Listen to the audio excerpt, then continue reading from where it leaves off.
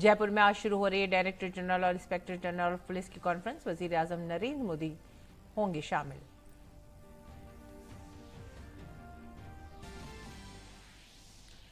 वजीर खारजा doctor S Jaishankar के नेपाल दौरे पर आज भारत के माली ताउन से तैयार ताबीन नौ के मंसूबों का करेंगे इफ्तिताह। भारत ने नेपाल के ज़िलज़िला मुतासरा इलाकों में ताबीन नौ के लिए 100 करोड़ रुपए देने का किया ऐलान।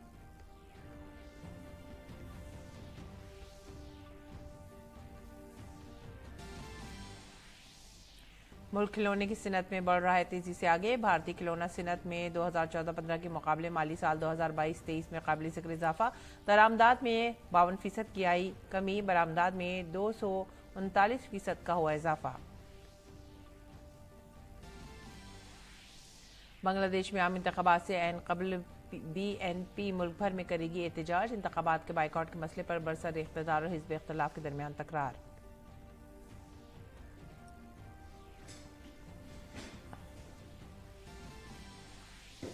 अमरीकी वज़ीर ख़ारजा एंटनी ब्लिंकन पहुंचे इसराइल। मगरबी किनारे का करेंगे दौरा। वहीं मगरबी किनारे में इसराइली फौज की घरों में तलाशी मुहिम जारी।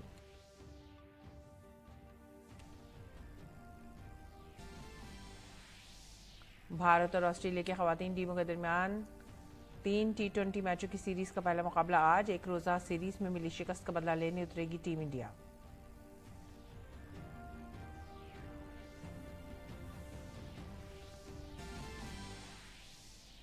शुमाली भारत में ठंड का कहर जारी। घने कोहरे की वजह से रेल और हवाई खदमात मुतासिर। भोपाल के कई हिस्सों में बारिश होने से दर्जा हरारत में आई कमी।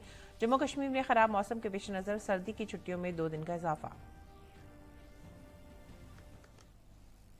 आदाब नाजरीन, उर्दू खबरों में आप सभी का खैर मकदम है। नजर डालते इस वक्त की खास खबरों पर। Director general inspector general conference 5 जनवरी से पिंक सिटी जयपुर में मुनक़िद होने जा रही है, जिसमें वजीर आजम नरेंद्र मोदी शिरकत करेंगे। इस दौरान वजीर आजम नरेंद्र मोदी बीजेपी मेंबरान असेंबली और रियासती तंजीम की मीटिंग भी करेंगे। वजीर आजम के दौरे पर हमारे नामनिगार विशाल बैरिस्टो की यह खुसूसी रिपोर्ट। गुलाबी शहर जयपुर वजीर आजम के इस्तकबाल के लिए दुल्हन की तरह तैयार है। 5 जनवरी को जयपुर पहुंचने पर पीएम मोदी सबसे पहले रियासती दफ्तर जाएंगे, जहां वो बीजेपी MLAs और रियासती तंजीम की मीटिंग करेंगे। आदरणीय प्रधानमंत्री जी आएंगे तो ये हम सब लोगों कार्यकर्ताओं के लिए नई ऊर्जा का संचार कर रहा है। पूरे शहर को स्वच्छ बनाने के लिए, सुंदर बनाने के लिए, सजाने के लिए सभी अपनी अपनी जिम्मेदारियों के साथ काम में लगे हैं। और आप देख रहे हैं कि किस प्रकार का जोश और उत्साह पूरे राजस्थान के और जयपुर के कार्यकर्ताओं में है। वजीर आजम के साथ वजीर दाखिला अमित शाह और कौमी सलामती के मुशीर अजीत डोभाल भी director general inspector general conference में मौजूद रहेंगे। वजीर आजम ने 2014 से मुल्क भर में सालाना डायरेक्टर जनरल ऑफ पुलिस कॉन्फ्रेंसों के इनेकाद की हौसला अफजाई की है। हर साल ये कॉन्फ्रेंस मुख्तलिफ मकामात पर मुनक्किद की जाती है। इस साल ये जयपुर में होने जा रही है। इस प्रोग्राम की वजह से जयपुर में सिक्योरिटी के सख्त तरीन इंतजाम किए गए हैं। जयपुर से विशाल बैरिस्टो के साथ bureau report DD news. BJP के कौमी सदर JP नड्डा आज हिमाचल प्रदेश के दौरे पर रहेंगे। अपने दौरे के दौरान बीजेपी सदर सोलन में रोड शो करने के साथ साथ एक तकरीब में भी शिरकत करेंगे। इसके साथ ही वो शिमला में होने वाली पुरवकार तकरीब में भी मौजूद रहेंगे। वो बीजेपी के कोर ग्रुप मीटिंग में भी शिरकत करेंगे, जिसमें आइंदा लोकसभा इंतखाबात की हिकमत अमली पर तबादला ख्याल किया जाएगा। और अगली खबर जम्मू कश्मीर से। जम्मू कश्मीर के शोपियां जिले में सिक्योरिटी फोर्सेस और दहशतगर्दों के दरमियान तसादम जारी है। इत्तलात के मुताबिक ये इनकाउंटर शोपियां जिले के चोटीगाम इलाके में हो रहा है। फौज, CRPF और शोपियां पुलिस के जवान दहशतगर्दों को मुंहतोड़ जवाब दे रहे हैं। आगे बढ़ेंगे अगली खबर की तरफ। बिहार के नायब वजीर आला तेजस्वी यादव को मुलाजमत के बदले अराजी बदनवानी मामले में आज इन्फोर्समेंट डायरेक्टरेट के सामने पेश होना है। ED ने तेजस्वी यादव को पूछताछ के लिए समन जारी किया था। तेजस्वी यादव ED के सामने पेश होंगे या नहीं, ये अब भी वाज़ेह नहीं है। इससे पहले वो ED के समन पर पेश नहीं हुए थे। मुलाजमत के बदले अराजी मामला 14 साल पुराना केस है। उस वक्त लालू प्रसाद यादव रेलवे के वजीर थे। इल्जाम है कि लालू प्रसाद यादव जब रेलवे के वजीर थे तो लोगों को रेलवे में नौकरी देने के एवज उनसे ज़मीनें लीं, जिसे उन्होंने अपने अहल खाना के हवाले कर दिया। और इलेक्शन कमीशन ने रजिस्टर्ड गैर तस्लीम शुदा सियासी जमातों के लिए आम इंतखाबी निशान के अलाटमेंट के लिए दरख्वास्त के फॉर्मेट पर नजरसानी की है। अब कंट्रीब्यूशन रिपोर्ट और पिछले 3 माली सालों के तहरीरी सालाना खातों की स्टेटमेंट जमा करानी होगी। अगर ऐसी जमात इलेक्शन लड़ती हैं तो पिछले 2 इंतखाबात में पार्टी की अखराजात की तफसीलात भी देना होगी। कमीशन ने कहा है कि दरख्वास्त के फॉर्मेट में इंतखाबी निशान, रिजर्वेशन एंड अलॉटमेंट ऑर्डर 1968 की दफात के तहत तब्दीली की गई है। 11 जनवरी के बाद इंतखाबी निशानात के लिए दरख्वास्तें देने वाली सियासी जमातों को एलामिया पर दस्तखत और नोटरी से तस्दीक करानी होगी। सिर्फ पार्टी के मौजूदा और मजाज ओहदेदार ही दरख्वास्त जमा करवा सकेंगे। वजीर खारजा डॉक्टर एस जयशंकर के नेपाल दौरे का आज दूसरा और आखिरी दिन है। वजीर खारजा आज नेपाल में तालीम, सेहत और सकाफत के शोबों में तामीर नौ के 59 मनसूबों का इफ्तिताह करेंगे, जिसमें त्रिभुवन यूनिवर्सिटी सेंट्रल लाइब्रेरी की नई इमारत भी शामिल है, जो भारतीय हुकूमत की माली मुआवनत से तामीर की गई है।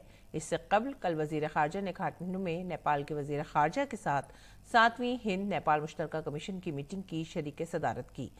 इस मीटिंग में भारत और नेपाल के दरमियान 2 अहम मुआहदों पर दस्तखत हुए। पहले मुआहदे में बिजली की तिजारत पर एक तवील मुद्दती मुआहदा शामिल है और दूसरे में इंतहाई मौसर कम्युनिटी डेवलपमेंट प्रोजेक्ट्स में सरमायाकारी में इजाफा शामिल है। इसके साथ ही भारत ने नेपाल के ज़लज़ले से मुतासरा इलाकों में तामीर नौ के लिए 100 करोड़ रुपए की इमदाद देने का ऐलान किया है। वजीर खारजा ने काठमांडू में नेपाल की कौमी क्रिकेट टीम और नेपाल क्रिकेट एसोसिएशन के अरकान से भी मुलाकात की। T20 वर्ल्ड कप के लिए क्वालिफाई करने पर मुबारकबाद दी। इसके साथ उन्होंने नेपाल में क्रिकेट की तरक्की के तईं अपने अज़्म का इजहार किया। मुल्क भर में यौम जमहूरिया की तैयारियां जोरों शोर से जारी हैं। राजधानी दिल्ली में शदीद ठंड के दौरान कर्तव्य पथ पर आज आला सुबह परेड की रिहर्सल की गई। अयोध्या में श्री राम मंदिर की प्राण प्रतिष्ठा से पहले तैयारियां जारी हैं। लखनऊ के जॉइंट सीपी नज़्मुन नस्क उपेंद्र कुमार अग्रवाल ने कहा कि प्रोग्राम के पेश नज़र एक मीटिंग बुलाई गई थी, जिसमें अयोध्या के रास्तों पर आमद-ओ-रफ्त को आसान बनाने पर तबादला ख्याल किया गया। 22 जनवरी को अयोध्या में एक बृहद कार्यक्रम होना है, जिसमें माननीय प्रधानमंत्री जी का भी आगमन है। इस क्रम में एक बैठक पुलिस आयुक्त लखनऊ कमिश्नरेट के द्वारा आहूत की गई थी, जिसमें NHI के अधिकारीगण व ट्रैफिक पुलिस और संबंधित जोनल डीसीपी आदि और मैं स्वयं मौजूद था। इसमें जो मार्ग है जो अयोध्या जाने के लिए, उसको सुगम बनाया जाए श्रद्धालुओं के लिए और जो भी गेस्ट आएंगे उनके लिए। इस पर विचार विमर्श किया गया कि जो वैकल्पिक मार्ग हैं, 2 अन्य वैकल्पिक मार्ग है जिसका प्रयोग कम किया जा रहा है, इसका प्रचार प्रसार किया जाए, इसके लिए निर्देश दिए गए।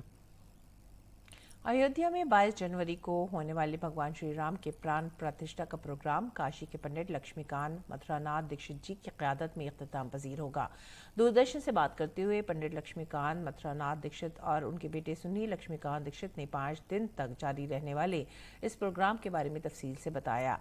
जबकि शुभ मुहूर्त निकालने वाले पंडित गणेश्वर शास्त्री गवड़ ने बताया कि 22 जनवरी को दिन में 12:30 बजे के आसपास अभिजीत मुहूर्त में प्राण प्रतिष्ठा का प्रोग्राम खत्म होगा। जनवरी को प्रतिष्ठा का मुहूर्त दिया गया है, दिन में होगा। अभिजीत मुहूर्त में 12:30 के आसपास। मेष लग्न है, उसमें वृश्चिक नवांश में वो होगा। उसके पूर्व 7 दिन अनुष्ठान सब होंगे प्रतिष्ठा के लिए जो आवश्यक है। उसके लिए बनारस से भी और बाहर से भी लोग जाएंगे, विद्वान ब्राह्मण लोग करेंगे। मर्यादा पुरुषोत्तम रामचंद्र प्रतिष्ठा कार्यक्रम 18 से 22 का निश्चित है और 18 से 22 के बीच में जो कार्यक्रम होंगे वो पहले दिन जल यात्रा शोभा यात्रा होगी, पूरा दिन उसमें लग जाएगा और उस दिन उतना ही कार्य होगा। दूसरे दिन फिर प्रायश्चित और गणेश पूजन, पुण्याहवाचन, मातृका पूजन, मसोरधारा पूजन, आयुष्य मंत्र जप, नांदी श्राद्ध और ब्राह्मण वरण का कार्य होने के पश्चात ब्राह्मण लोग मंडप में अपना दायित्व संभालेंगे। उनको जो दायित्व दिया जाएगा ब्राह्मणों को, वो अपना कार्य करने में सक्षम हो जाएंगे। दूसरे दिन से हवन का कार्यक्रम भी होगा और अधिवासन का कार्यक्रम भी होगा। ये सब कार्यक्रम बराबर दिन भर चलते रहेंगे। को संपन्न कराने के लिए केवल काशी से ही नहीं पूरे भारतवर्ष से विद्वानों की उपस्थिति वहाँ होनी है और सभी विद्वान लगभग 15 तारीख को वहाँ पहुँच जाएंगे। 16 तारीख को प्राण प्रतिष्ठा के पूर्वांग के रूप में जो यजमान होंगे उनका प्रायश्चित्त संपन्न होगा। गोदान इत्यादि प्रायश्चित्त की प्रक्रिया, दशविध स्नान होगा और उसके बाद 17 तारीख को भगवान रामचंद्र के बाल विग्रह की भव्य शोभा यात्रा निकाली जाएगी नगर भ्रमण के रूप में और 18 तारीख को मध्याह्न में लगभग 1 बजे के करीब इस प्राण प्रतिष्ठा महोत्सव का शुभारंभ होगा। उस दिन सारे पूर्वांग के कार्यक्रम, गणेश पूजन से लेकर के सभी मंडप के देवताओं की प्रतिष्ठा इत्यादि होगी और मूर्ति का जलाधिवास संपन्न होगा। 19 तारीख को प्रातःकाल लगभग 9 बजे के करीब अरणि मंथन द्वारा अग्नि का प्राकट्य होगा और 9 कुंडों में अग्नि प्रज्वलित की जाएगी। अग्नि प्रज्वलन के साथ बाकी देवताओं का आवाहन पूजन होगा और नवग्रहों का हवन संपन्न होगा 19 तारीख को और उसी के साथ सारी प्रक्रियाएं, प्रासाद की वास्तु शांति की जाएगी। जैसे किसी नवीन गृह प्रवेश में करते हैं तो नए मकान की वास्तु शांति होती है, उसी प्रकार नए मंदिर की वास्तु शांति 19 तारीख को संपन्न होगी। 20 तारीख को अन्य अधिवासन इत्यादि संपन्न होंगे, मंडप में हवन इत्यादि कार्य चलते रहेंगे। धान्य अधिवास होगा, भगवान को चावल में, अन्न में रखा जाएगा, पुष्प में रखा जाएगा और नाना प्रकार के रत्नाधिवास जो अधिवास बताए गए हैं उनमें भगवान को विराजित किया जाएगा। और 21 तारीख को भगवान का दिव्य 96 कलशों से स्नान कराया जाएगा सभी वेदों के मंत्रों के पाठ द्वारा और स्नान के पश्चात फिर शय्याधिवास होगा। शय्याधिवास के पश्चात फिर भगवान के शरीर में चेतना उत्पन्न करने के लिए न्यास विधि संपन्न की जाएगी। न्यास विधि के पश्चात रात भर भजन कीर्तन होते रहेंगे और जागरण इत्यादि वहाँ होता रहेगा और 22 तारीख को शुभ मुहूर्त में भगवान को जगाया जाएगा और माननीय प्रधानमंत्री जी की उपस्थिति में मध्याह्न में 12:20 पर लगभग मूल प्राण प्रतिष्ठा की विधि संपन्न होगी। उसके बाद भगवान की महापूजा होगी। महापूजा के पश्चात मंडप में पूर्णाहुति इत्यादि का कार्य संपन्न होगा और जय घोष के साथ सारा देश इस पुण्य क्षण को स्वीकार करेगा और हम लोग भगवान राम को वहां पर पधारेंगे। राजधानी दिल्ली के भारत मंडपम में 13 जनवरी से 17 जनवरी तक शुमाल मशरक़ी महोत्सव का इनेकाद होगा। मीडिया को इसकी मालूमात देते हुए शुमाल मशरक़ी खत्ते की तरक्की की वजारत के सेक्रेटरी चंचल कुमार ने कहा कि शुमाल मशरक़ी खत्ते की 8 रियासतों की रिवायत और सकाफत की खूबसूरत झलक इस महोत्सव में देखी जा सकेगी, जिसमें 250 से ज्यादा प्रोग्राम भारत मंडपम में मुनक्किद किए जाएंगे।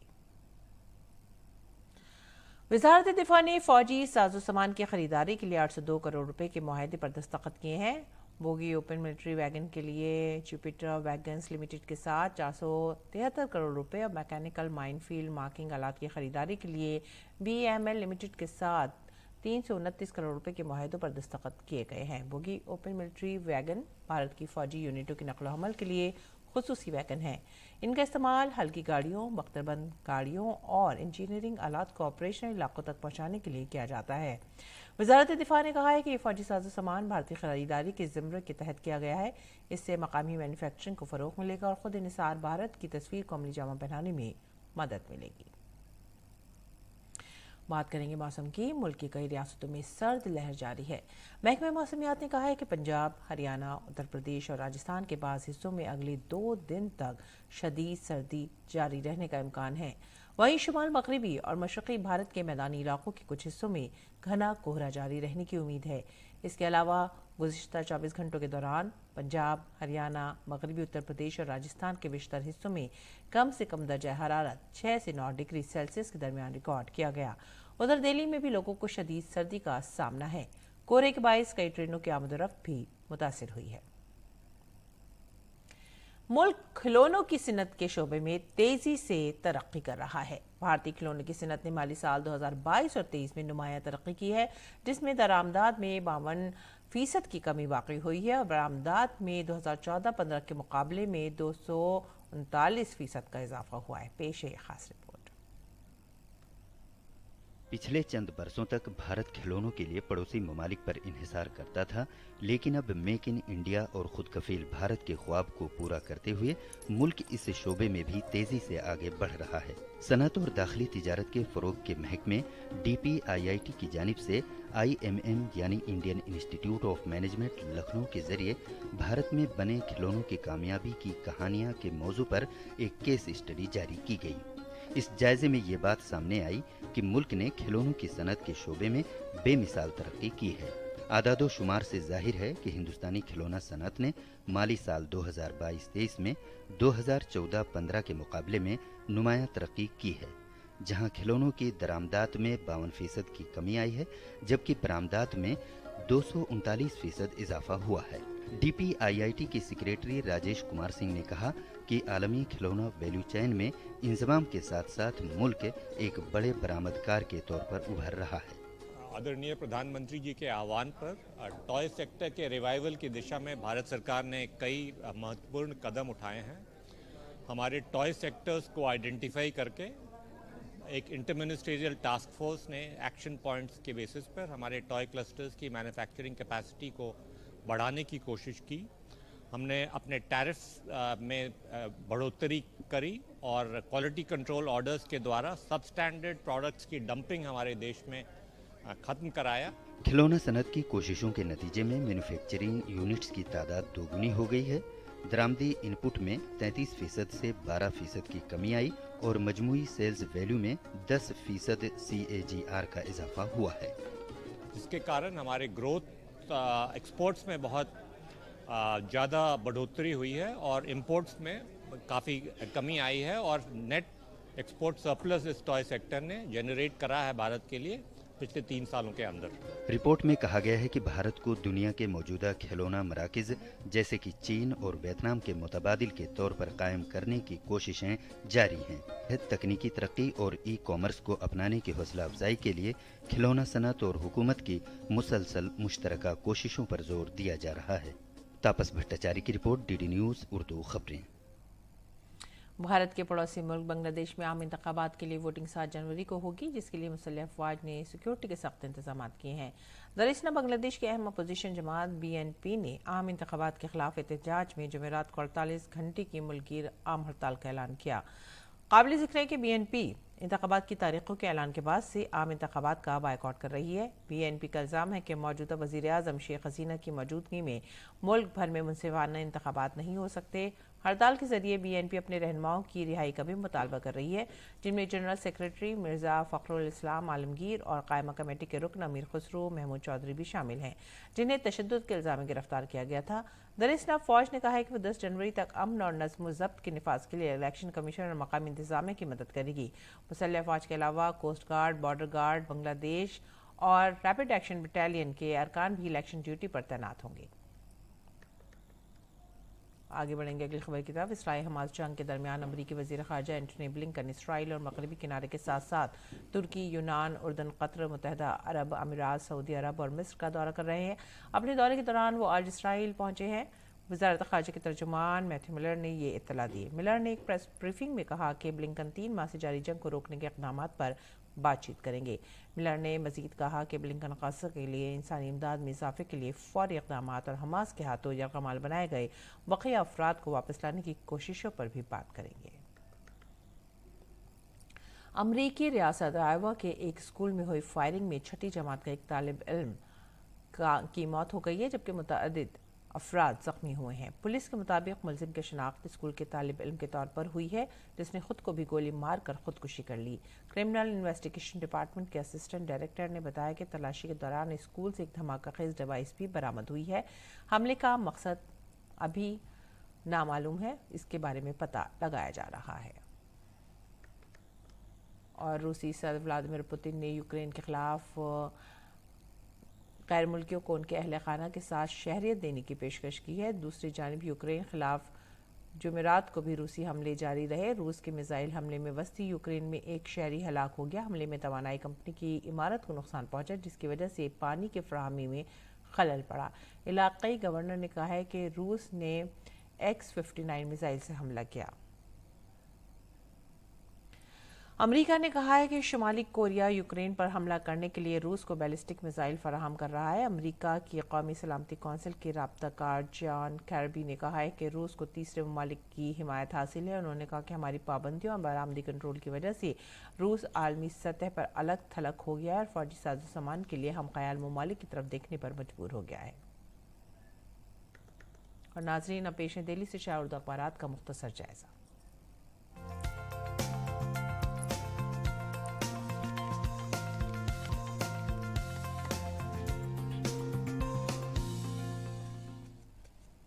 सबसे पहली खबर जो हम ले रहे हैं अखबारात के जायजे में वो है रोज़नामा राष्ट्रीय सहारा से, और ये गज़ा पट्टी में जारी जंग से मुतालिक है। गज़ा पट्टी में फ़िलिस्तीनियों की नस्लकुशी और इसराइल की जारियत पर अब इंटरनेशनल क्रिमिनल कोर्ट में होगी बहस। इस दौरान गज़ा में 3.5 लाख रिहायशी यूनिट तबाह हो गए हैं। 370 से ज़्यादा तालीमी इदारों का वजूद ख़त्म हो गया और 203 इबादत गाहों को निशाना बनाया गया है। और इसके बाद की जो खबर ले रहे हैं वो भी है रोज़नामा राष्ट्रीय सहारा से। खून बराए फ़रोख्त नहीं है, चार्जेस की कीमत 1500 तक रहेगी। सरकार ने प्लाज्मा और प्लेटलेट्स के लिए फ़ी पैक 400 रुपये चार्ज रखने का फैसला किया। अस्पतालों और ब्लड बैंकों को इस सिलसिले में एडवाइजरी जारी की गई है। आगे बढ़ेंगे अगली खबर की तरफ, और अखबार मशरक़ की खबर। हौसी मलेशिया ने बहरा अहमर की तरफ 2 मिसाइल दागे हैं। मुतअद्दिद बहरी जहाज़ों की इत्तला मौसूल। अमरीकी सेंट्रल कमांड ने इस बात की तस्दीक की है। आगे बढ़ेंगे, ये खबर अखबार मशरक़ से। ज्ञानवापी कॉम्प्लेक्स कैंपस की सर्वे रिपोर्ट को आम करने के मामले पर आज फैसला आने की उम्मीद है। और अगली खबर ले रहे हैं सहाफ़त से। सरकारी बंगला खराली कराने के मामले में महुआ मित्रा को अदालत से नोटिस जारी किया गया है। और इसके बाद की जो खबर है वो है भारतीय बहरिया से मुतालिक। भारतीय बहरिया के 8 साबिक़ अफसरान की सज़ा का मामला है ये। कतर की सुप्रीम कोर्ट में 60 दिन के अंदर अपील दायर की जाएगी, वज़ारत ख़ारजा का बयान। तो आगे बढ़ते हैं, हमारा समाज से खबर। कांग्रेस ने भारत न्याय यात्रा का नाम बदलकर भारत जोड़ो न्याय यात्रा रखा है और मुकम्मल रूट इस सिलसिले का उन्होंने जारी किया है। योगी आदित्यनाथ को बम से उड़ाने की धमकी मिली है। जुबैर और आलम के नाम से ईमेल आईडी बनाने वाले ताहिर सिंह और ओम प्रकाश को इस सिलसिले में गिरफ्तार किया गया है। और वज़ीर आज़म मोदी की क़यादत में इक़्तिसादी तरक्की, समाजी हुक्मरानी और खारजा पॉलिसी में नुमाया पेशरफ्त हुई है। ग्लोबल टाइम्स का एतराफ़ हिंदुस्तान के आलमी असर और रसूख की बढ़ती हुई पहचान और बैनुल-अक़वामी मंज़रनामे पर इसके मस्बत और फैसला कुन अंदाज का अंदाज़ा। और इसके बाद की जो खबर है वो वज़ीर ख़ारजा एस जयशंकर के काठमांडू पहुंचने की सुर्खी बनाई गई है। और ये है नेपाल मुश्तरका कमीशन की मीटिंग में करेंगे शिरकत। वज़ीर ख़ारजा दोनों ममालिक के दरमियान राब्तों और डिजिटल अदायगी और तिजारत समेत मुतादिद शोबों में ताउन बढ़ाने के मकसद से नेपाल का दौरा कर रही हैं। आगे बढ़ेंगे अगली सुर्खी की तरफ। छत्तीसगढ़ में बड़े इंतजामी रद्दबदल हुए हैं, जिसमें 88 IAS अफसरान का तबादला किया गया है। और आखिरी सुर्खी चीनी अखबार से मुतालिक, जिसने हिंदुस्तान की इक़्तिसादी तरक्की और बैनुल-अक़वामी ताल्लुकात में बेहतरी का एतराफ़ किया है। तो ये थे आज के उर्दू अखबारात और इनकी चंद सुर्खियाँ। अब रुख करते हैं खेल के मैदान का। भारत और जनूबी अफ्रीका के दरमियान केप टाउन में खेला गया दूसरा टेस्ट मैच भारत ने 7 विकेट से जीत लिया। भारत को जीतने के लिए 79 रन की ज़रूरत थी, जो टीम ने 3 विकेट के नुकसान पर हासिल कर ली। जनूबी अफ्रीका की पहली इनिंग्स 55 रन पर सिमट गई थी, जिसके जवाब में भारत की पहली इनिंग्स 153 रन पर सिमट गई। भारत ने 153 रन बनाकर 98 रन की बढ़तरी हासिल कर ली थी। जनूबी अफ्रीका की टीम दूसरी इनिंग में 176 रन पर आउट हुई थी और इस तरह भारत को जीत के लिए सिर्फ 79 रन का हदफ मिला।